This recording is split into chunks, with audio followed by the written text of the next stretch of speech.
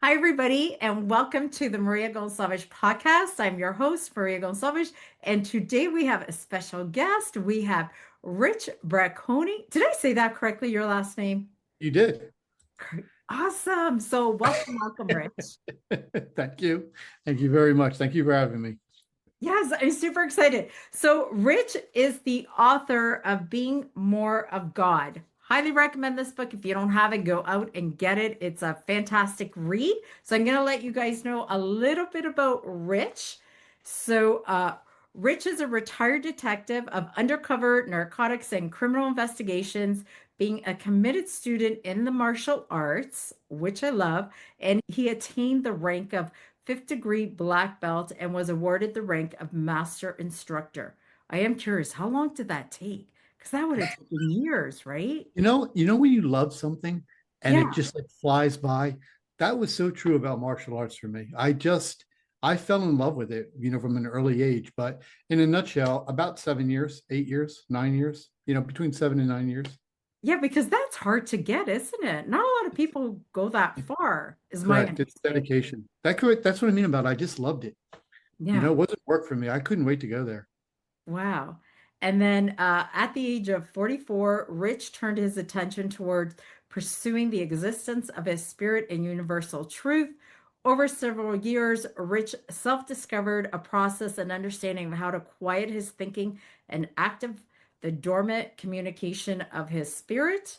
Over time, he experienced a transformation of self, allowing to maintain a more divine perspective of his life and an education on how the power and communication of unconditional love affects everyone's life. So, Rich is self taught medium, spirit medium, spiritual mentor, teacher, and communicator who offers events, galleries, lectures, and workshops at various locations. And you're online too, correct?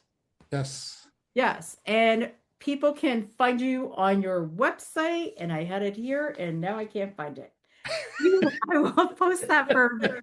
He's got a website, he's on Facebook, and I found you on YouTube. You're on YouTube too. And I will have all of that up for everybody. Thank you. Thank you. You are so welcome. So, Rich, how did you get into this? With me, I think it's a different story than most people. Yeah. I think there was a point in my life where I kind of reached a very, very low moment. And in that low moment of my life, I was still an undercover cop at the time. And I was probably like in my 25th or 26th year, about my 25th year as being in the police department. And I was divorced from my wife, separated from my daughter. And I was at this low point where I was just unhappy. And I was taught that God exists. And I was like, well, where are you at? Yeah. What got me here? Why am I just so unhappy? Why am I in debt? Why do I feel so alone? How come I'm just miserable? And I started looking back. I started acknowledging that my choices got me there. So I started looking back at my life and watching, kind of rehashing what choices I made that led me there. And I kind of learned that there was times where I knew the loving thing to do. I knew the good thing to do, the right thing to do for my life. Yeah. And then like a second voice would talk me out of it. And I said to myself, like, there's two voices inside of me.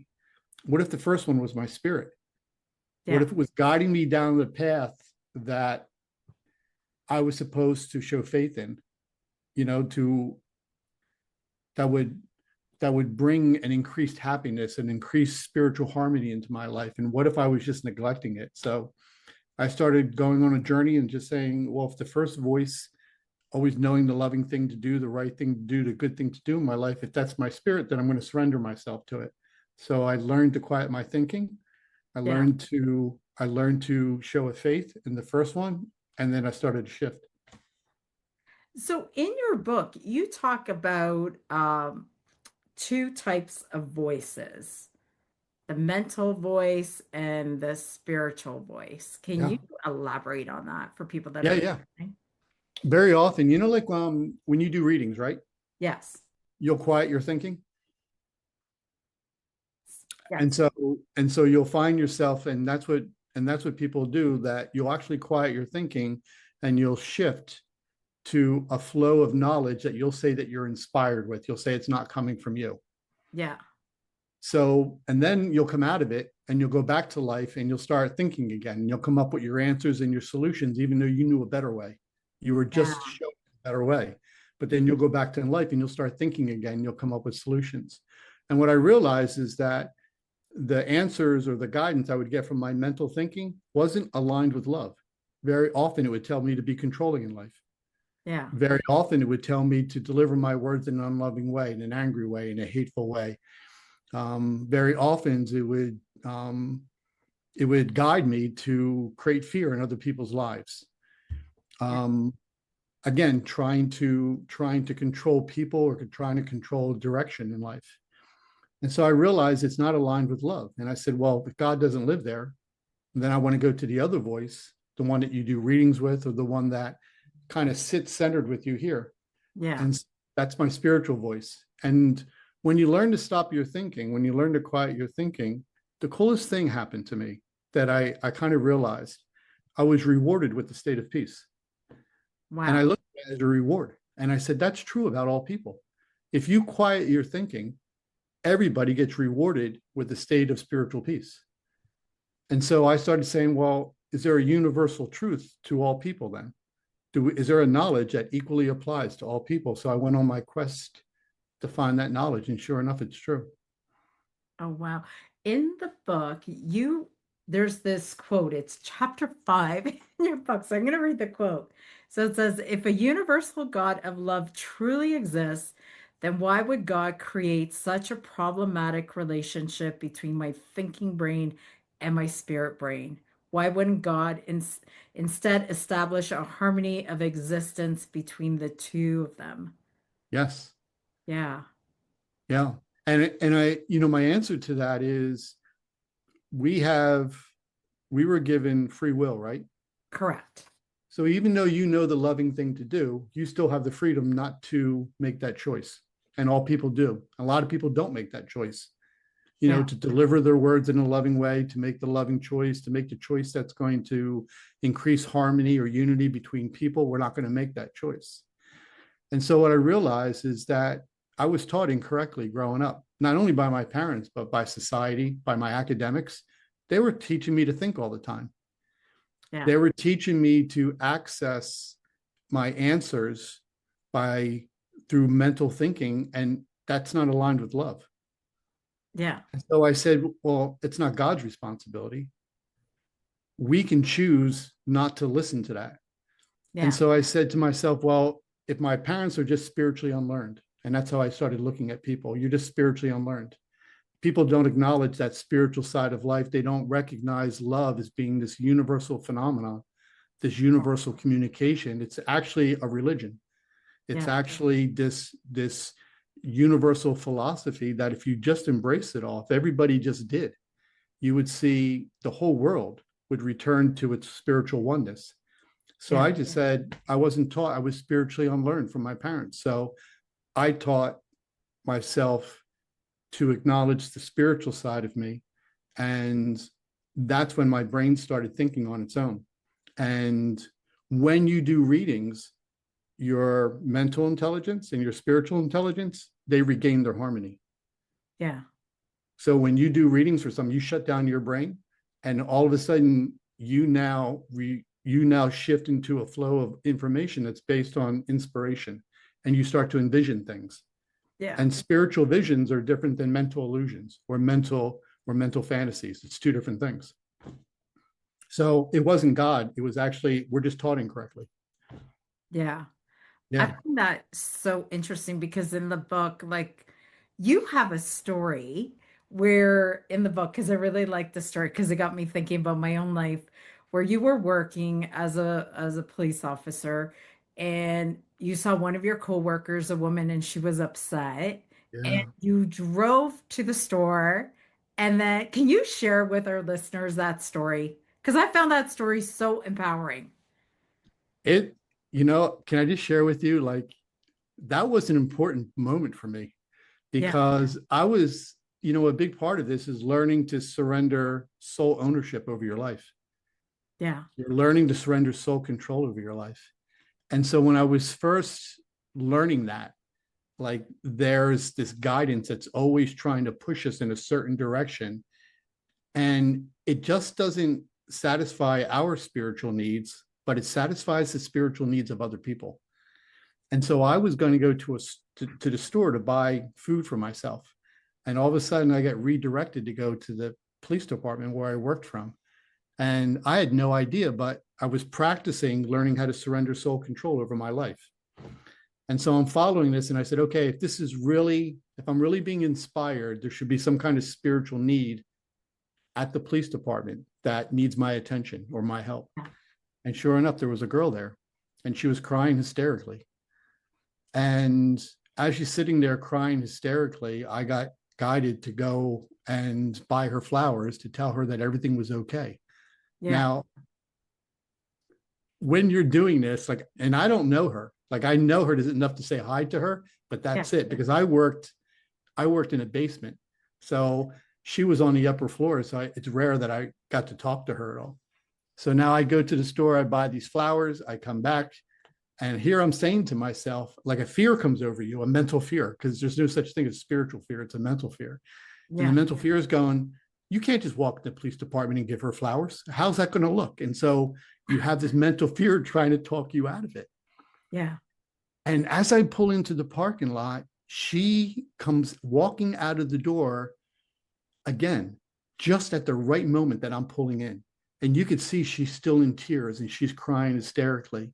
So I stop my truck and I'm about to get out of my door and another truck pulls up next to me. And as I'm getting out of my door with these flowers in my hand, the truck stops, but I keep on going. So I walk up to her and I say, these are for you. And what I didn't realize was that was her husband in the truck. Yeah. As he's watching me give his wife flowers. And so I'm saying to myself, she goes, why are you giving me these flowers? And I said, well, I saw you crying and I kind of was driven to say, everything is going to be okay. And I give her these flowers. Yeah. And so the husband now is picking a fight with me and I'm apologizing and I'm going, oh, this whole God thing doesn't work out. This is all nonsense. So I'm talking myself out of it. And I'm like, why would you have me do all this? This doesn't make any sense to me. I'm like, I'm done with this. I'm ready to go back to my old way of life or just however I was living. Oh, and so I get in my truck and I drove away and he calms down, she calms him down. And the next day I come to work and there's a note on my desk. And in the note, it says, I want to thank you for what you did. And she says that the reason why I was crying was because I just found out my mother had very severe cancer, like stage 4 cancer. And she was diagnosed as not a good chance to live. And I was asking God, can you please, if she's not going to be with me, can you give me a sign that she's going to be okay? Oh, wow. And I was sitting there crying there, asking God for help. And why would you do this to my mom? But if you have to take her, can you give me a sign that she's going to be okay? And here I walked up with the flowers and that was my words. Everything is going to be okay. Oh, wow. That's amazing. Do you still do that? Do you still follow that voice and do random things like that? All the time. Yeah. All the time. And it doesn't have to be big things. They just have to be, I always say you are a responsibility to one another is a sincere gesture of love. That's all we have a responsibility, a sincere gesture of love. So a sincere gesture of help. Yeah. And you don't want anything in return. So a sincere gesture of help, I'm doing it all the time to other people. Oh, wow. So I am curious because did you do that as a kid? Or did this that was the first time you listened to that inner voice of buy the flowers, do something nice? Correct. That was one of the very, very first times that I did it for someone else to that extreme. Yeah. Like, because you do things for yourself. Every time you're guided to do something for yourself. Yeah. But that was the first time I was guided to do something for someone else. And she assured me that her husband understood that I wasn't trying to pick her up or anything like that. So apparently she she was able to convince him I was there just for, sincere purposes and stuff. Oh my goodness. That's a great story. I I love was saying to myself, I said, I'm going to get out of the truck. I'm like, who's this guy? I mean, he just looks angry. And I kept on walking up to his wife to give her flowers. And yeah, I didn't know it was her husband. I love that. So for people that are listening, maybe this has happened to you. If this has Yeah. happened to you, feel free to email myself or Rich and share your stories because we love these stories because they're such heart-centered stories and it's you following your spirit, which I Yeah. love. So so now I am curious because you are a medium, you're a self-taught medium. Yeah. Did you have mediumistic abilities as a kid? No, I No. mean, not even a little bit. Not Oh, even a little bit. I had no interest in mediums. I don't know if I believed in any of it. I don't even know if I believed in God, even though I was raised strictly Catholic and I went to Catholic school, yeah. and so as I was going through life, there was a lot of challenges I've had in my life. And so I was always asking for God for help. And it always seemed like I never got the help that I really, really needed. Yeah. And and it wasn't until later on in life that, when I was in my 40s and I was at that low point. But prior to that, nothing. Nothing. So how does one self-teach themselves? Like, how did you start that? I think it all had to do with a low point in my life. I I learned to acknowledge the truth that my mental thinking wasn't a true source of guidance. Like a Yeah. lot of times it lied to me. It didn't provide me with answers. I didn't see a spiritual unity within my family, within my wife and within my child. There was something that I just wasn't doing right. And I looked at myself and said it was me. Yeah. Very often we blame other people. Yeah. We'll say it's your fault and your fault. And I didn't do it this time. I said, nope, it's my fault. I Yeah. said, there's something that I'm not doing. So I started off by saying, the source that I've been listening to, I'm no longer listening to it. And if there's another source of guidance inside of me besides my mental thinking, I was now going to search for it. And then that's when I realized there's certain abilities our spirit has, like we can sense, Yeah. right? We spiritually sense things. That's different than physically feeling something. We can be spiritually aware of things. That's different than our physical observations. Yeah. We can become spiritually inspired with information. That's different than our mental thinking. And when I started looking at the differences, I realized these were abilities that I didn't pay attention to. Like if you have a gut feeling, Yeah.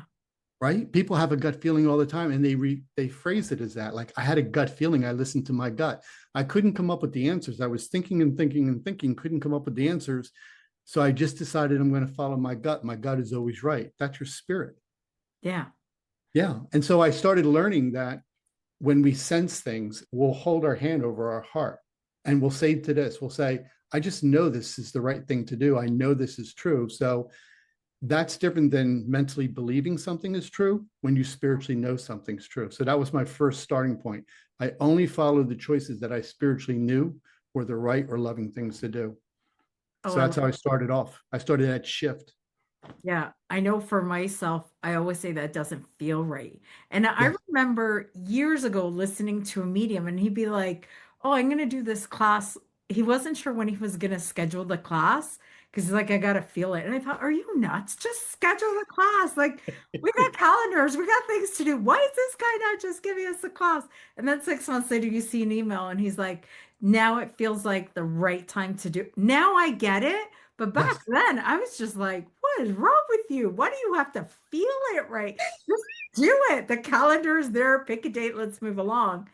Now I understand. And I find the more you trust, like you were saying, trusting that gut, trusting that feeling. And then I find too, it's a language thing. Because I've gone into debates with people being like, you're too woo woo. I go, you just call it your gut. Like we're talking about the same thing. Yes. Yeah. Yes. Yeah. And there's so many people that they'll say also about the spiritual knowing. They'll just say, I don't know why, but I just knew I had to do this. Yeah. And you want to say to yourself in that moment, that's different than me thinking. When I say I knew I had to do it, that's an experience you're having inside of yourself. Yeah. You're actually you're actually, it's not a physically feeling something, you're spiritually sensing something. So when people always say that, like, I have to feel something, it's not really feeling, because like I said, that's physically feeling. You're Yeah. actually sensing. You're Yeah. putting yourself into a flow of knowledge where there's a synchronicity. And so if you listen to the synchronicity in your life, when it gets back in sync, you'll see that when you make those choices, it has a bigger picture to it all.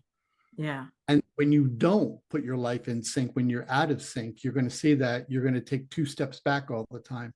But when you sense the right time for, say, a class is, when Yeah. you sense that, you're following something, you're following a synchronicity that's saying, that's greater than you, saying, here's the time I want you to do this, Rich. I don't want you to do it tomorrow. I don't want you to do it 2 weeks. It's got to be on this day. And Yeah. that's inspiration. You're actually being inspired. Yeah. Yeah. I did that once and nobody understood. And it was a big thing. So one day I'm just outside raking leaves Yeah. and I just heard a voice say, "You're putting your house up for sale." I thought, "You're crazy. I'm not Yes. doing that." And then the poll by the end of the week, I called a real estate agent. I'm like, I have to sell my house. And she's like, "Well, okay, Maria, like before we sell your house, where are you moving?" I don't know. I just know I need to sell the house. It's like, but it doesn't work this way. And it was during COVID too, right? She's like, "Do you know how tough the market is? It's gonna be." I don't know. I just know I have to sell the house. There's this knowing. Yes. And Yes. I couldn't shake it. And everybody around me was like, "She's lost it." What's she doing? She's totally off her rocker. But what ended up happening is I sold my house. I didn't know where I was going. I moved back into my parents' house with my 2 kids, not knowing. And then 2 weeks later, my dad ended up having like a massive stroke. He was in the hospital. And then I ended up taking care of my mom. And I was like, "Oh, that's why I needed." But everybody, the whole time, it was the trusting, because now I'm in that space of trusting. The pull gets so strong, you can't ignore it. Like, do you find that with you? You can't ignore the pull. Yes. And, but a lot of people do. A Yeah. lot of people will mentally ignore it, but you were fortunate because you now listen to it. Yeah. And so it satisfied a spiritual need. You had a need to be with your parents during that time, and Yeah. you were already there. And it shows that when you listen, your future is taken care of. Yeah. Yeah, it's the coolest thing. And I think that people don't realize there's a coexistence that we're in. And Yeah. we so often try to do life by ourselves that we prevent that partnership from Yeah. helping us in life because we're too busy trying to do, like, because that's what we're taught. We're Yeah. do it on your own. Don't ask people for help. You have to prove that you're better, all Yeah. that nonsense. But look how that worked out for you. What if that's true about all people? What if there's a synchronicity if we learn to surrender ourselves to what we know we have to do? What if we suffer less if we That's listen true. to that more? What if we suffer less? I learned that too because I noticed for myself, and I don't know if you noticed this, I would hear the pull that I feel like I have to, and then I would listen to my friends that would talk me out of it. And then after I would kick myself and be like, "Why did I do that? That was the right what?" And then I learned not to listen to the outside world for confirmation Yes. and to trust myself, to trust that inner voice. And I noticed the more I trusted it, the stronger it gets. Yes. It grows. It does. Yes, because you're showing a love for it. Yeah. Coolest thing.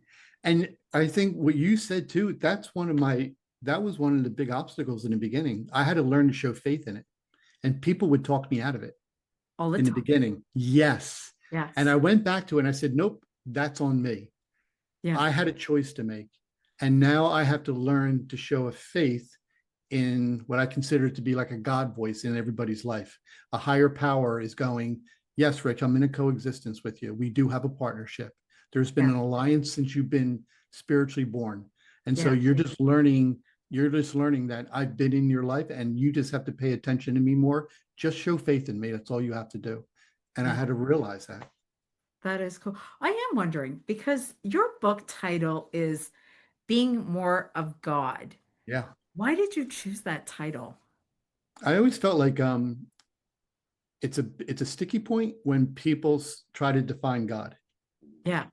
right? You hear so many different, like, well, I don't know if God exists, because a lot of times when I grew up, like God was always painted as like a white male, like Yeah. an elderly white male kind of, and that's God. And Yeah. so when you're seeking the truth, you get rid of what you were taught in the past. Yeah. And if you find the information is true, that's great. But if you're seeking the truth, you're able to now see what you were taught that isn't correct. Yeah. And so now I didn't want to continue on in my life in that direction, following information that wasn't based on the truth. So I learned to seek the truth for myself. And so one of the things I realized was God's love, right? Yeah. But love has an intelligence behind it. Like when we do the loving thing, it's actually has the intelligence going, Rich, I want you to pick this job over this one, or this opportunity over this one, or I want you to be friends with this person, but not this person over here. You're going to have more of a loving experience with this person and this person. There was like an intelligence to it. Yeah. And to me, that intelligence was God. Yeah. And so I didn't try to define God in any other way. I didn't try to define God by saying, God's a male or a female. I just looked at it as a universal intelligence that Yeah. speaks to us, that speaks to all people equally through love. Yeah. And so being more of God is being more of love. I like that because I know for myself in the beginning of my mediumship, I had a hard time with the word God Yeah. because strict Catholic background, Yes. it's like, he's going to get you. And you're like, Yes. he's going to get me. Like you walk around scared. It's like, oh, am I going to hell? Is the devil going to get me? Like, who's Right. going to get me? Because I would hear that. It's like, oh, you're a medium. What are you doing? And Right. so the fear, like that fear. So it took me a long time to understand the word God. So I love how you explained it. Yes. Yeah. It's Yeah. like, it's And, beautiful. and it's cool because like everybody can accept that. Like there's an intelligence behind love. And that intelligence to me is God. It's a Yeah. universal intelligence that speaks to all people through love. And that's exactly how I always experience that. Like if I was inspired with some kind of knowledge that Yeah. resonated with me as true, I always perceived that inspired guidance to push me in a certain direction Yeah. as one that was loving, Yeah. that was serving some kind of purpose where it was saying, Rich, if you listen to me, if you follow this over here, you're going to see that you're going to suffer less in life. Yeah. Think on your own, that's not where I live. You're going to suffer more in life. You can still learn your life lessons, but you'll suffer more as you're doing it. Or you can listen to me and you'll suffer less and you'll learn more. Yeah. And so that's how I always looked at it. I always looked at it was God speaks to all, is the intelligence behind the voice of love within all people. Yeah. I love that. I had a mentor that used to say, God is that spark of light inside your soul. Yeah. That's you. It's Yeah. like you are one. And I was like, oh, I like that. Yeah. We're both the spark of light. So I was gonna ask, like, because I know we were talking earlier about being a paranormal investigator. Yeah. And we How learned that did you don't you like to go out at nighttime. going out at night? I'm scared of the dark, which is funny for a medium, but like I am not that medium that's like, pick me for haunted places at night. Pick me at 1 in the afternoon when the sun is out, and I will go to haunted places with you, but I need daylight. So, how did you get into paranormal investigation then? At night, in the dark, with the spooky stuff, The bugs with the bugs at night, and no air conditioning. and no air conditioning. It's rough up there. These paranormal investigators, I don't know how you guys do it. Oh my God. It was as I was starting to what I considered like uh, evolve, I had more moments of personal enlightenment, and you develop a passion for that. Yeah, Like there's a spiritual passion to learn more when you're privy to this information that is making you happier.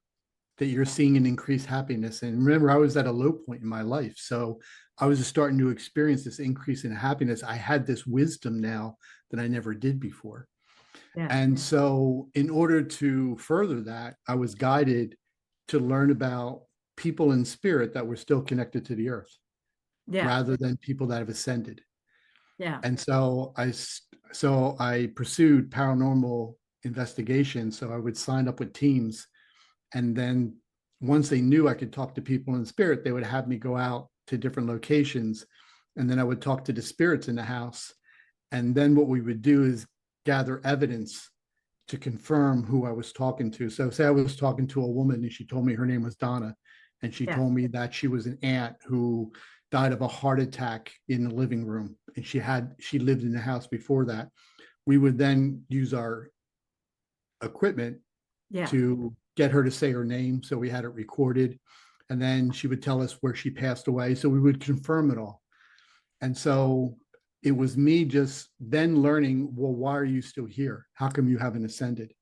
Yeah. And one of the things I learned was that a lot of times people, you have a free will. And if you don't learn to surrender control over your life, you Yeah. don't ascend right away.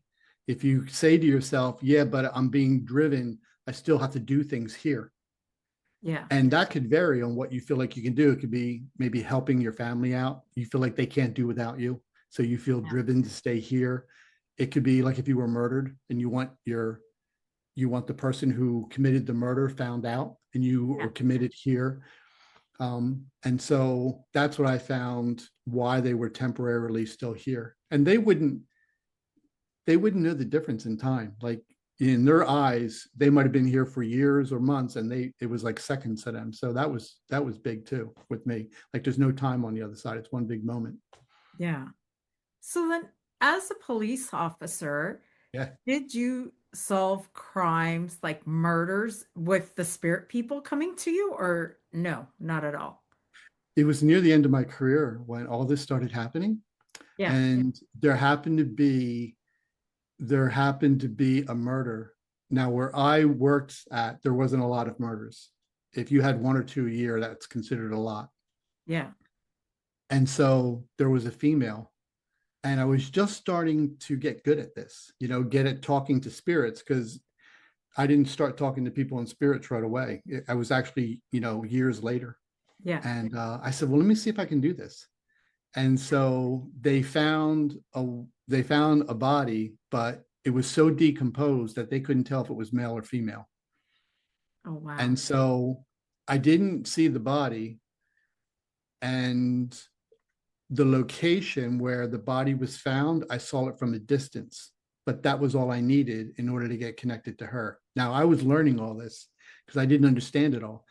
So just by looking at it from a distance, I was able to get connected to her. So I wrote all this information down, and then I gave it to the lead investigator. And I said, like, she's telling me that she lived in a trailer park. She was in a trailer, and her boyfriend killed her, and they had exotic pets. And after he killed her, he shared a certain way that he killed her. He put my body in the back of a pickup truck with out of state license plates on it, and then he drove me here, and all that came true. So when I gave him all this information, um, it was hard for me because I didn't want to tell people like I was a medium, because I didn't even know I was a medium. I just knew I could talk to people in spirit. And so last thing you want to do is tell the police department, because they can make fun of you. I was curious about that. What was the look he gave you? And it was one of those things where you don't want to be ashamed of what you're Yeah. doing, right? But at the very same time, I didn't offer it to people. But if somebody asked or somebody found out, I wasn't ashamed of it all. So I would speak about it. So very often they would leave like crystal balls on my locker when it started all coming out. There was like, That's the best. there was anything to do with the paranormal or anybody who was a psychic, they would cut it out and stick it on my locker. And yeah, I couldn't even get into my locker. It was so thick. Oh my God. Anyway, so that was a cool moment for me, when he validated all this information was correct. Yeah. Oh, wow. So have you done more murder investigations since then? not directly with the police department, Okay. but there's been people that were murdered that I would end up getting connected to, Yeah. and they would tell me who committed the murder and all the details. And later on, I found it to be, we would follow up on it, and I found it all to be true. So the big thing is I share everything with my wife, Michelle. Yeah. So just to confirm it all. So she writes it all down. And then later on, we'll do research to find out if it all came true. So yeah, there's been like 2 or 3 murders that happened recently, and like they just happened. And all of a sudden I got connected with, like, there was this one girl who got killed, and she told me who killed her, where it all happened. She gave me names, and then all of it came true. But So, I haven't directly worked for the police department. oh, so I am curious. How does that work? Does spirit visit you and give you this information, or is it more somebody's having a reading and they're asking the question? Like, has my family member been murdered? Do you know who it is? Like, how does it work for you? I'm How does it work for you first? for, And for then I'll share with you me. so, so I don't really get murdered people now, but I do know many years ago, probably 10 years ago, we had a person that was murdered and he was young. And then that year, I when I would get a reading, I would see him. So Right. as soon as I saw him, I knew the people coming for the reading were gonna ask, one, was my person murdered or not? That was always the first question. Yeah. So That's that's wild. the That's cool. way, but that's the way it worked for me. So I noticed too with spirit, because now I don't get that anymore, just because I haven't had people come to me that need those type of readings. Well, let But me ask you this. When you had that moment, when you were doing a reading for someone, and all of a sudden you would see, and you knew that there was also a murdered person connected to the person you were doing reading for, were there any similarities between the 2 murders? uh no, I There was just knew it was a yes. just a yes. I knew because when they would ask, or if I did a reading once for a wife and I said it in a diplomatic way because I felt like I knew the husband was murdered and I knew they found him on the side of the road. And I remember the wife getting very, that, no, no. And then it was like, okay. So then I kind of just like, but that's what he was showing me, right? So then I just kind of left it and it went into a softer reading because I think too, she wanted the answer, but she wasn't ready for the answer. She wasn't ready to hear another person say it out loud. And then months later, she came back. She's like, everything you said was true. I wasn't ready to hear it, even though I booked the reading and I wanted to know. But as soon as I heard the words come out of your mouth, it was too much, which is fine because then I always ask, like, we can stop and Correct. honor that because everybody's at a different place. But that's when I see this particular person, I know without a shadow of a doubt that the person in front of me has been murdered. Yeah. And that's kind of, I guess people say symbolism. I don't know. But that's the way it works. Like for me with mediumship, I'll get different family members show up that I know, and I'll be like, okay, I know everything about you because my uncle and I got like 30 uncles. This uncle with these health issues will be your loved one will have the exact same health issues as my uncle did, depending on, That's what I was talking about. yes. That the similarities when you see someone like the murdered victim, was the details of the murder similar to the murdered person that you were doing the readings for? Like you're saying the uncle was similar in the Yes. deaths, and yeah, so that's interesting to me, right? When they show up and there's similarities between, like, say, their deaths or their names or something along that line. Yeah, the murder was just when I would see him, it was just more, it's the confirmation that yes, this happened. Correct, correct. And I know it's like that knowing that we were talking about. It's like Yes, you know, and people be like, no, you can't. But it's like, but I do, and I yes, can't say I don't. It's like you just know certain things and you can't unknow them. But yes. yeah. So how does it work for you? You when it comes to people who were that murdered. have been murdered in the spirit world. Have you had an experience within your life and that's how you know? Oh no, no. I've never had anybody in my family or someone close to me that was murdered. Yeah, And one of the things that how I started all this yeah, was looking at all information as being equal, meaning that, a lot of times people that do mediumship, they'll say, like, names are difficult for me, yeah, or a full date of birth is difficult for me, or a specific way of dying is difficult for me. And yeah, I didn't want to put those mental barriers on myself. I didn't want to minimize what spirit and I can do together. So yeah, what I said to myself is, if this is all a far superior communication, then all information is equal. So if I can say, hey, I'm talking to your father in spirit, that piece of information is no different than if I got his first name to me. yeah, So I didn't see any hierarchy, like this is more difficult than this. yeah, So when I was talking to people that were murdered, it would come through the same exact way. It wasn't different, like, oh my God, you were murdered. Like there was some kind of elevated significance to that. It wasn't like that for me. yeah, And I think just because how I came into this being self-taught and self-learned, it was always the same. But they would tell me a story very often that some would have different details than yeah, what the family knew. yeah, And I always, in my interpretation of that, if they were telling me this, that the family needed to know it. And so I learned I had to show faith in it. yeah, And there's been times where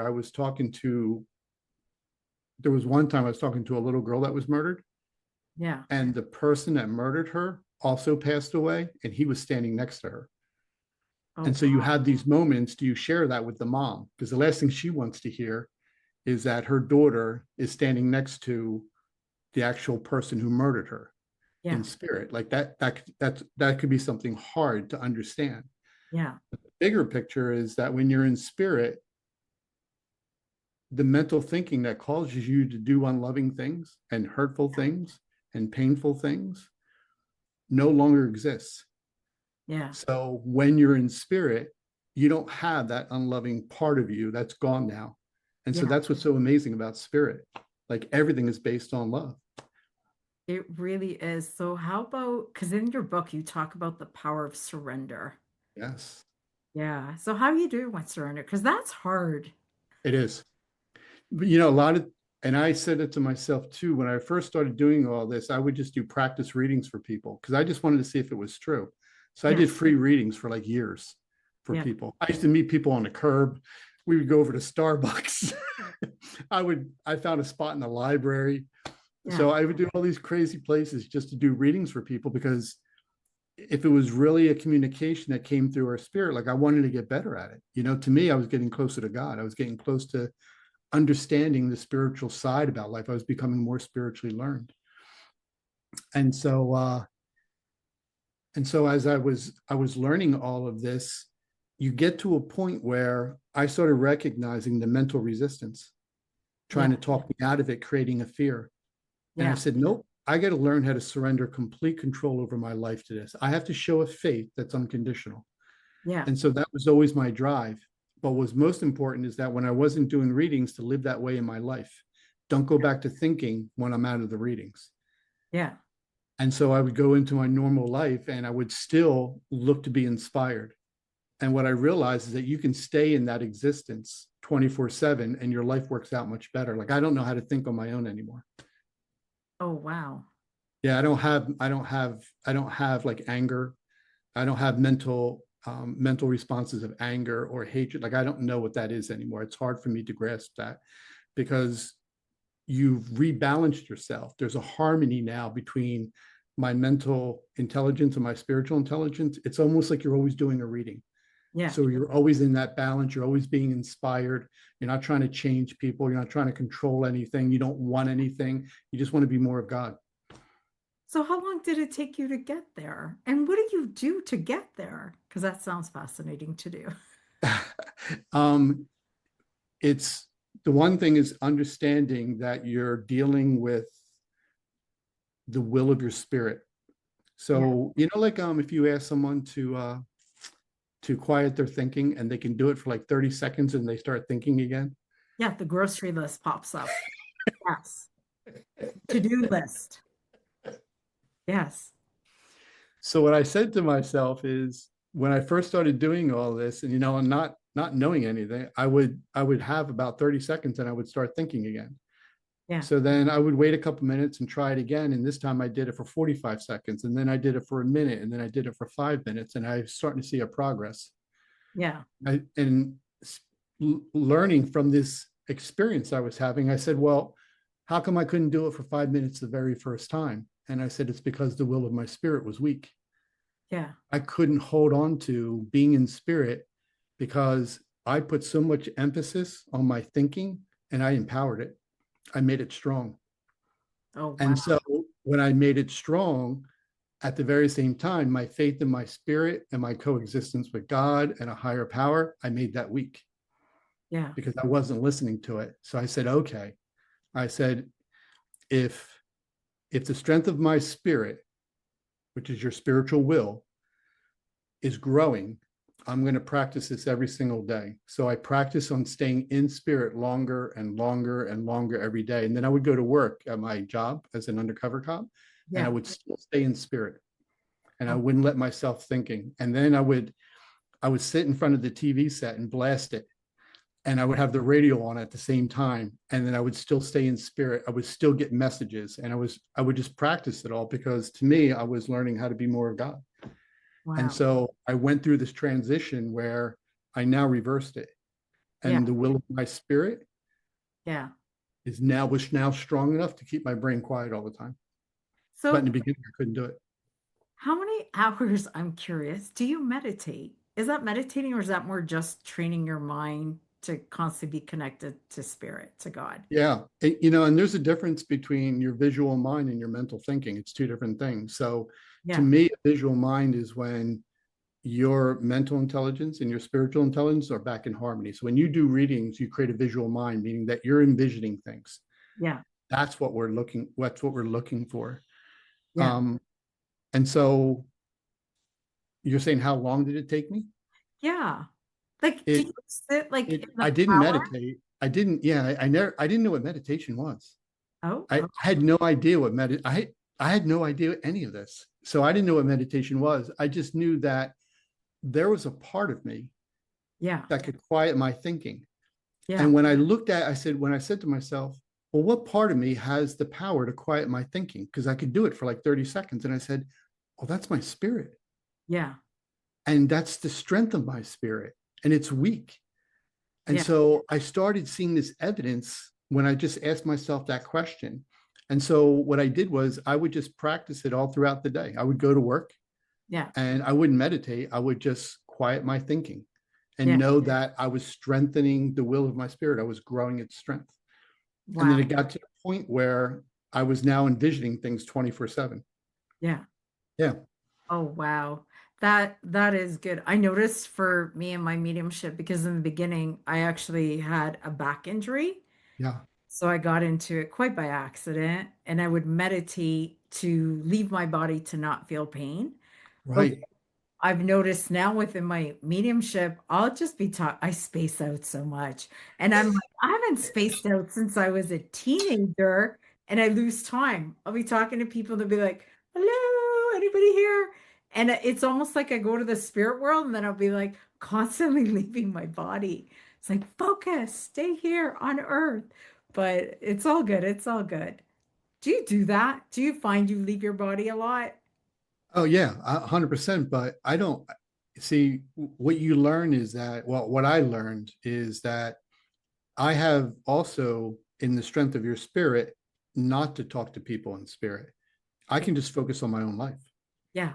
Yeah. And so that's all I do is that I don't talk to people in spirit all the time. I used to do medical readings for people all the time. I used to do private readings. I got booked up like 2 years in advance, doing private readings, and I stopped all of that. And so now I just started focusing on my life. And what I do is every day for most of my day, no matter what I'm doing, I contemplate God. Yeah. I contemplate a higher wisdom, so knowledge that equally applies to all people. Like I have this passion to Yeah. be able to explain to people how we're spiritually equal and how love comes into play with it all, and how when you think too much you suffer more in life, and when you don't think so much and you allow inspiration, you live a life where you're guided Yeah. to choices that are predestined to work out for you. And so, learning about forgiveness, teaching people about forgiveness and helping people understand what that actually is. Most people have a misunderstanding about it all. And so there's laws of love too, Yeah. of unconditional love. There's a difference between love and unconditional love, explaining it to all people. So I contemplate God all the time. Oh, It's great. that's so interesting. I am curious because I like to ask all my guests that come that are mediums, for those that are beginning on their journey, for students, people that want to get into spirituality, want to get into readings, or maybe they want to get into paranormal, what would you recommend step one be? Because there's so much to pick from. And they may be overwhelmed, but they feel a calling to do this work, but they don't know how to start.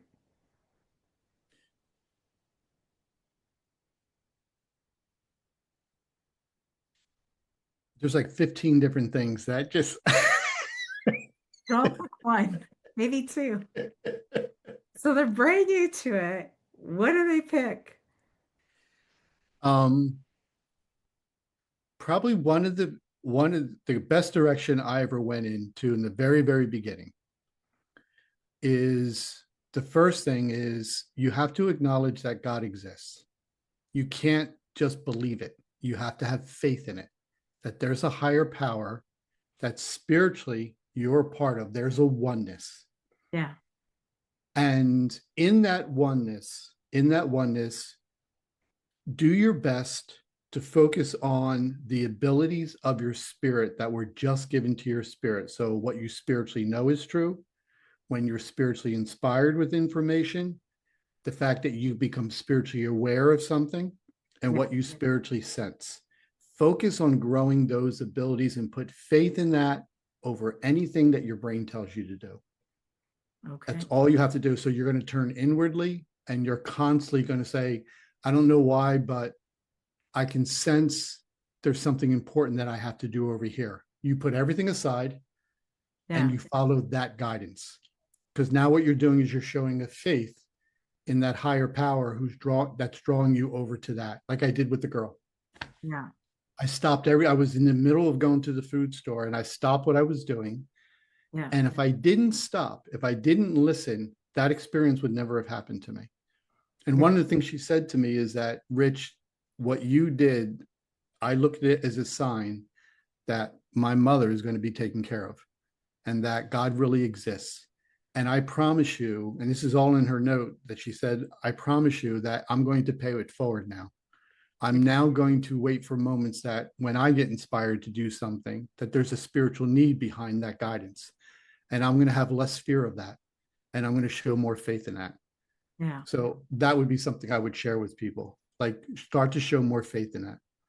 I like that. And I know, like within your book, so I'm going to show the book again for people. It's Being More of God.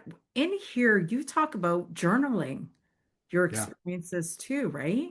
Oh yeah. I Yeah. everything. When I first started all of this, I would drive down the road and I would have a pen and pad next to me.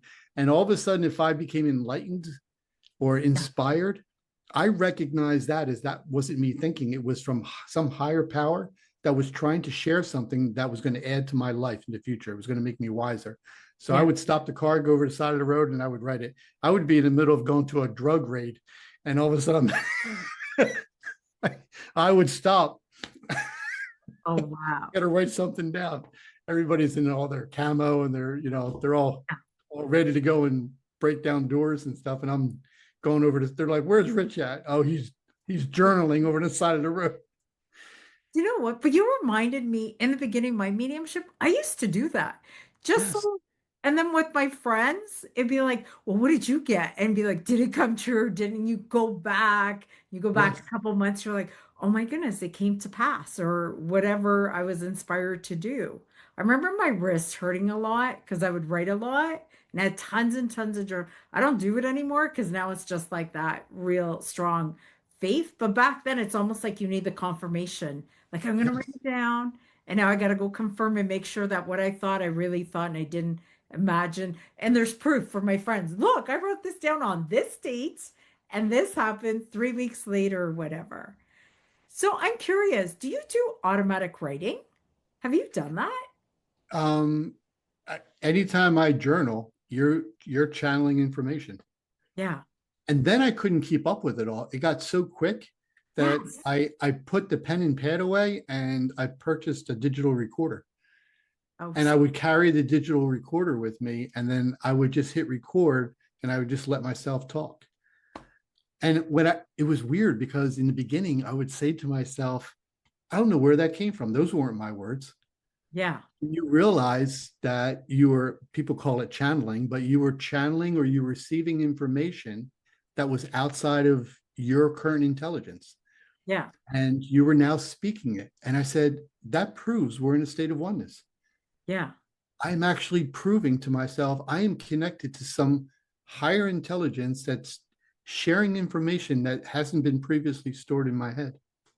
Oh, wow. And it was the coolest thing to me. Yeah. And like you said, later on, my mannerisms changed, the way I delivered my words changed, my pace in life all started changing, all because of that. I love that. Do you still have any of those recordings or no? Ton of them. You have a ton. Because you know why? I would record them, and then I was saying, okay, now I have to go and I have to I have to type it all out. And Yeah. so, I mean, I have hundreds of them. And then I would type them all out and I was like, this is going to take me forever.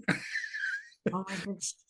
I So love then I would listen to them, but then I never finished typing them all out. And yeah, I still have them. Well, I did the writing, right? And Yeah. then my wrist would hurt so much. So then I had a laptop and I would type. And then you're printing, and now you've got stacks of paper. Because you need the evidence of like, hey, this really happened. And then I would just type. Then I get like like a binder and then put it in there and start Yes. my collection because I was like, Spirit's going so fast. And back then, not now, but back then I could type really fast. I'd be like, and it'd be like super easy. But those were, I think when you reflect back on the beginning, like I don't know, were you scared of your mediumship in the beginning or no? Yeah. There's so many stories. Like I said in the beginning, like I just felt like I was connected to a higher guidance. And Yeah. I talked to that higher guidance for like a year and I thought I was crazy. And then I started seeing medical imbalances in people about a year later. And I did free readings for like a year and a half and I thought I was crazy. And then I Yeah. started talking to people in spirit. The very first spirit I ever talked to, it had to do with me and my wife were like separated, divorced at the time. Yeah. And the person in spirit I was talking to wanted me to call up a prior friend of mine who, you know how like when you get divorced, people side with either the husband or the wife kind of a thing. Well, Yes. this person sided with Michelle, Yeah. and she was an atheist. Yeah. She didn't believe in God at all. Not only did she not believe in God, but I was not someone that she liked at all. So Yeah. the very first person I talked to said that he was her brother and Yeah. shared a bunch of information with me and said, now you have to call her and share all this information with her. That was my first reading. And Oh, how do you call someone who's an atheist who can't stand you yeah. because you're divorced from, I was divorced from Michelle, and yet I had to show courage and all that. Yeah. How It did was she amazing. It take was it? it was Was she just like, it was an amazing experience because when I first got on the phone with her, I said, you're probably going to hang up on me. And I said, but what you don't know is things have changed inside of my life and I want to share something with you. yeah. And is it okay if I just tell the story real quick? Oh, we have lots of time. Go for it. So she, so I said, tell me if any of this makes sense to you. I said, there's a guy and he's telling me he's your brother. and Yeah. he's sharing with me this name, and he's saying he had an alcohol problem, but so did your parents. And he's telling me that he was going to take over a fatherly role because your father wasn't working out because of his alcoholism. Yeah. And he promised you that he was always going to be there for you and how much he loved you. And he's shown me like a wheelchair, and he's talking about something he did to himself that near the end of his life, he had in a wheelchair and his life slowly progressed and he lost the battle with alcohol. And he wants me to tell you that he heard you Yeah. and that he loves you very, very much. And I didn't hear anything on the other end. And so I said, oh, she hung up on me. I said, she's like, I'm not listening to any of this. Yeah. And then I could hear what sounded like crying. And then she finally spoke and she says, Rich, I don't believe in any of this, but the name you gave me, that's my brother's name who passed away. And he promised me all of that. He said he was going to be there for me and he didn't. And you're right about his alcoholism and my parents. And yesterday was his birthday. And I said to him, if you're really alive, if you can you give me a message that you're okay? And here he was talking to me. So I think what I learned is it's important to show courage in life. So when you are getting these messages, when you are guided to do things and your brain is creating a fear, talking you out of it, Yeah. don't miss. Have faith because you're about to see a miracle that's going to happen in your life. And how many times our mental fears talk us out of miracles that are trying to come into our life. And to me, that was a personal miracle. My very first reading, calling up someone and giving them that message. I think that's, oh, sorry. I'm going to drink something. Get some coffee. Perfect. Sorry about that. I think that's amazing how spirit works. And for those that are listening today, maybe perhaps that's happened within your life. Because I know I've had that happen, the nudge to do something, and I didn't want to do it because I thought, oh my God, no, no. I was like, no. I had this is years ago. I was in a meditation course, and then there was a bunch of people, and then I kind of lost track of them. And then one day, I swear it was a Monday morning, someone's husband in spirit came and was like, you have to get a message to my wife. And I was like, no, I don't. Go away. I don't need to do that. I'm still denying I'm a medium. It's like, I'm not going to go out there and tell people I talk to dead people. Like, no. So every day till Saturday, he would come. It's like, you need to visit my, I knew who his wife was because he told me her name. I knew her from the course, but I didn't really know her, like you meet people. Yes. So then I go to the mall and there's these wooden statues hugging a husband and wife in wood. And it was like, you need to buy that for my wife. And I was like, I'm not buying. That's like $40. No. So I try to walk away and he's like, go back, go back. And then all of a sudden you get this pull and you're like, oh my goodness, I bought it. Now comes the fun part. I have to find her. I'd call up a friend and say, you're not going to believe what happened this week. Her dead husband kind of wants to give her a gift. I bought the gift. Now I got to find her. So then my friend's like, okay, I'm gonna go look for her because she knew her. I didn't know her. So we find her, and then she's like, she had broken her leg and she was in a nursing home temporarily, because where she lives, she couldn't walk up and down the stairs. So I go to the nursing home and I walk in. I have a gift. I have a gift of a man hugging a woman, like a husband wife cake topper. And I get to the room, I ask the nurse, Is it a small thing or is it like little thing, yes, is like it like wood or, wood. And you put it okay, on the got cake and have roses, and I had a hug. They were hugging, embracing each other. And I asked the nurse, I'm like, where is she? And they're like, oh, we took her for a bath. I was like, great, perfect. Where's your room? It's over there. I dropped the gift and I ran. I ran as fast as I could run. you didn't stick around and give her the Oh, gift. no. So I go to the coffee shop. Her husband shows up again. It's like, you have to go back. You need to understand why you had to buy the gift. I was like, no, I don't. I'm good. Like, leave me alone. I did what you said.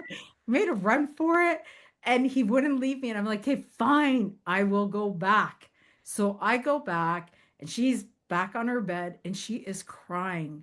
And I'm thinking, great, I've messed with this woman's head.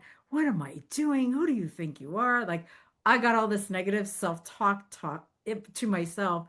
So I walk in and I was like, I look at her and she goes, "Oh my God, Maria, thank you. You have no idea how much this means." She goes, "I've been missing my husband since Monday.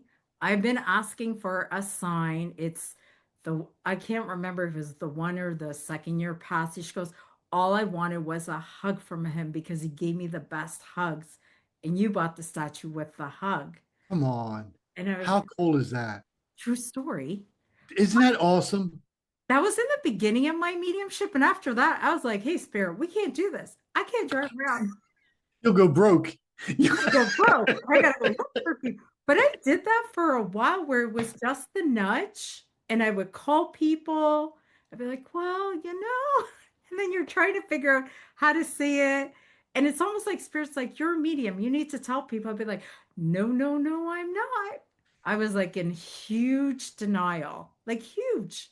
I wouldn't like, I would rather be called a tarot reader, which I love tarot, because then I learned how to read tarot and I figure if I hide behind the cards, ain't Yeah. nobody calling me a medium. Because I was So so wait, scared so at you first. started off reading tarot cards first I actually started off seeing dead people. So when you were young. no, this is when I was 30, I hurt my back. So before then, I didn't, strict Catholic family, I didn't know what mediumship was. Like This is my story too. We have the same story. So I God, had you're no 30. idea. I was trying to like, and then I enlisted a friend back then, 25 years ago, to figure out how to make it go away. And we would go to workshops and she'd be like, "Okay," because back then, you didn't talk about this stuff 25 years ago. And we would go to mediumship workshops and she'd be like, "Did you figure out how to make it go away?" I was like, "No, it's not working." It got stronger. So we would go, we're so silly back then, but we would go to different workshops because I was like, "How do you make them stop talking to you?" Because I couldn't control it and I didn't know. And I would see people like Spirit, like I would see you. So I would actually get really scared and I could feel them walk through me. So then that would scare me more. And I was just like, "Make him go away." But what I didn't realize, I was doing so much meditation for the back pain that I had that I was actually making my mediumship stronger. And then I got into healing. So, because somebody's like, "Oh, if you do healing," because I had such severe reactions to medication, they'd be like, "Oh, you got to try Reiki." I was like, "Reiki, what? What's that?" First Reiki session left my body. I thought I died. And I was like, "I don't know about this." And then I learned tarot cards because then spirit just kept getting stronger. What I didn't realize, everything I was doing, I thought I was doing to get rid of mediumship, You and I were was making it actually stronger. making it stronger. But I didn't know that. Like I didn't know anything. I really didn't have a clue. So you're kind of like figuring it out. And then I would meet mentors, teachers back then that weren't that good that people would recommend. And it was more of the fear. Like they would just try to scare you. So then I even got more scared. Wait, you got scared of the people that you were talking to? The people that I met that were supposed to be local mediums that were reputable, like one medium, because I could feel spirit, and she goes, "Right now, because got such a bright light, all the good ones are gonna come to you, but one day a dark one's gonna come and take over your body." And I was like, so I slept in the fetal position for a year because I was like, "Oh my God, they're gonna come get me." I don't even know how they're You're gonna. saging your house 3 times a week. Dude, the first time I saged, Rich, I didn't know. I just heard somebody said sage your house. So I bought a huge sage thing. I lit the whole thing on fire, and we had a fire alarm, like we got like the fire department's about to come, and I have to call like the alarm company. It's like I don't have a fire. They're like, "Oh, then turn off the alarm," because it set up the alarm that my house was on fire. No fire department came to my house, thank God, because I call, but I lit the whole thing on fire because I didn't know. I just heard lit light sage. No one says break a little piece off. I grabbed the whole chunk. I was like, That's that should great. be enough to get rid of the spirits and I'm gonna unbecome a medium. It didn't work. It just saying, don't do that, people, if you're listening. Do not light up a whole stick of sage inside the house. You will smoke up the house like I did. Because you don't know. I did a lot of stuff because I don't know. I don't know. But then I found mentors later on that were really good. Or like, That's so true though. There's so many people out there that give you false information. They call themselves teachers. I noticed that with people. and they don't really know what they're talking. There's a lot of fear. Yes. I've had friends go for readings, come back, call me, and they're like, they just got separated, so it was a psychic reading, and they're like, oh, but they told me if I just give them $5,000, but I'm gonna have to go to the bank, they can make my ex come back. I was like, stop, stop. So I Yes. talk people's like common sense. It's not gonna work. Stop. If it's Yes. meant to work, it will happen naturally. But please don't go get a mortgage and go get a loan from the bank for $5,000, $10,000 because I've seen it happen to people. Correct. Luckily, I've stopped people, but I've heard people tell stories and they'll be like, but I paid 5,000, I paid 2,000. Why is it still happening? And it's like the scams, the fear. So in the beginning of my mediumship, I met a lot of fear-based mediums, and then I have nothing to compare it to because I'm raised Catholic. This is not my world. All of a sudden, I have a back injury. I'm thrown into mediumship and I don't understand it. And now I'm looking to for other people for help, assuming mistake number one, because I assumed they all knew what they were talking about. And I assumed everybody was working from their heart center. So I learned that. So if it doesn't feel right for those that are listening, walk away, run, walk, but it's got to feel right now. Even if I get recommendations for readings, I'll be like, well, it's got to feel right. The person that, because I still love going for readings. Go for readings or no? I have I people say, no. I haven't gone for a reading. I couldn't even tell you the last time. readings. Yeah, years, 10 years. I don't even know. Yeah. I had someone, Oh, wait. yeah, That's not true. you That's not true. That's a story for another time. But okay. I did receive a reading, and it had to do with the death of my sister. But that's a story for a future. It's a really cool story. I've heard the story. Have you? I've heard it because we were in the coffee group that you were in where Did I tell the story? you told the story. Do you want to tell the story? I can do it briefly. You want Sure. me to do it briefly? Take your time. You have time on your side tonight. It was, it had to do with my sister, Yes. and we weren't close.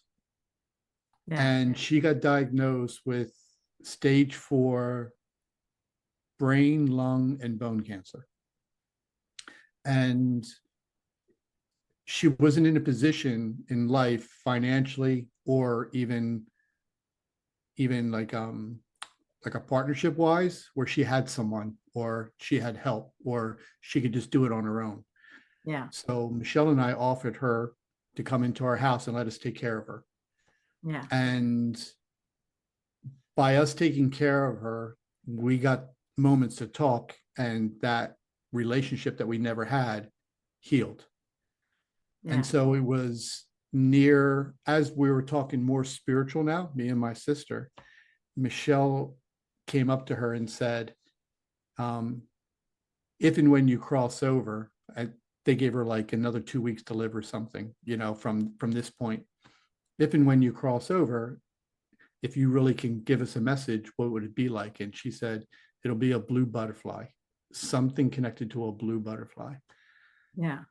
So about 2 weeks later, we're huddled around her and we're we're drinking coffee in the morning time, and I can actually see her spirit rise up from her body and stand next to me and put her hand on my shoulder. Now, when that happened, I've never had a past life experience, Yeah. but in that moment, I can tell you that something changed in me where I no longer felt I was connected to my body. And what if I was sensing what she was experiencing? It's the most beautiful thing in the world, Yeah. her new life.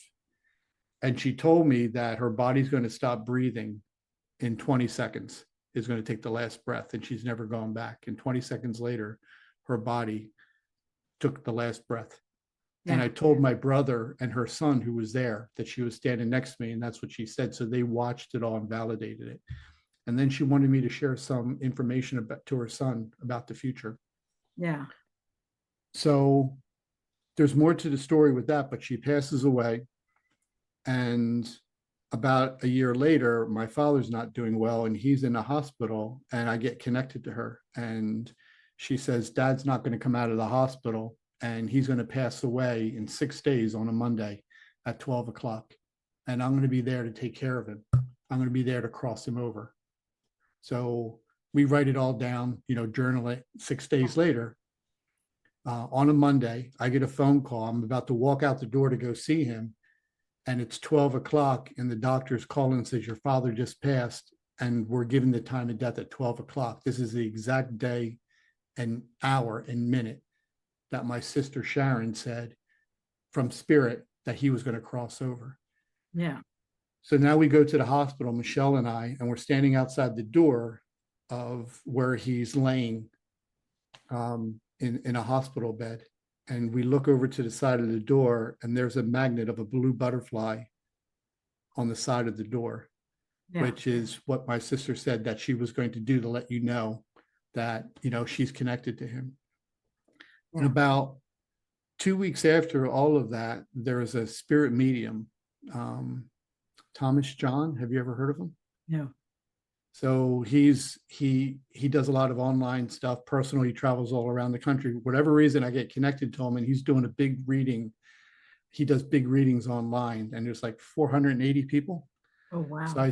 So I like you, I get connected, and I said I got to sign up for it. But I feel such a strong pull, as if my sister is going to come through.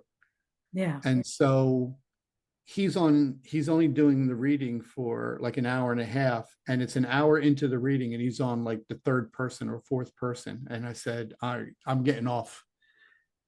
I said, he's got like a half an hour left. He's going to do one more person. It's not going to happen. And all of a sudden I hear a voice going, I'm the next one. And I tell Michelle, my wife, who's sitting next to me, and I said, see if Sharon's the next one. And then Michelle encourages me to stay. And sure enough, the next person that comes in, he says, I'm talking to a woman, and he gives me her month and day that she passed over, and she passed away from cancer, like a breast cancer. And he gave me the month and day that she passed away. And out of 480 people, I'm the only one connected to that information. And then he gave me a reading connected to her. And she said, I want to say thank you, because what you taught me about spirituality, this is coming from him, that she's saying, when you taught me about spirituality, it's all true. It's beautiful where I am. And I did help you, when it came to Dad. Coolest thing. Wow. Was she a believer before then? No. Wow. That's amazing. It's amazing how we get enlightened. That it's so amazing. Like sometimes, like when I do events, like I'll do groups, anywhere from 30 people to 110 people in the groups. And there's so many times when, as I communicate with their loved ones in spirit, sometimes people walk away changed, like completely changed. And other times they don't. Yeah. And it's amazing when whatever happens where somebody becomes enlightened, you can see they've changed. They're no longer the same person they used to. They don't have the same viewpoint, the same perspective, about life. Now they have a more spiritually learned one. It's really cool. Wow. It's so amazing. I love watching mediumship readings. If I get a reading, that's fine. But I just go there to watch the connections, that moment when the family is like, oh, their soul still lives, like that. It's so miraculous each time. Yes. And I never Yes. get tired of watching it. I always bring Kleenex because I find I always cry. But it's that moment where, oh my goodness, it's real. The spirit world is real. Yes. Yeah. And on that note, I have loved talking to you, Rich. It's been fantastic. And for you guys that are watching or listening, Being More of God. Where can they get this? I picked this one up on Amazon. So any online bookstore? Yeah, it's being sold on Amazon still, and there's another. The publishing company is called Clear Faith Publishing, so you can Okay. purchase it through there too. Perfect. And do you have anything upcoming for our listeners or viewers that you want to share with us? Yeah, I moved from. I used to live. I had my spiritual services business in New Jersey, but I got inspired to move to Kentucky. And so right now I'm just doing online events. So I don't have the public events that I was doing in New Jersey. And but I have a couple of events coming up. Yeah, I just haven't posted them yet, but yeah, they're going to be coming up. So, if they want to go to my Facebook page or my website, they'll be listed there. Okay, perfect. And you have an event coming up in Lilydale this year. Yeah, I'm going to be just two different workshops I'm doing, and then I'm also going to be doing a mediumship gallery there, and then I'm going to be doing a free talk there too. Okay, perfect. So I will have all of his contact information, his website up.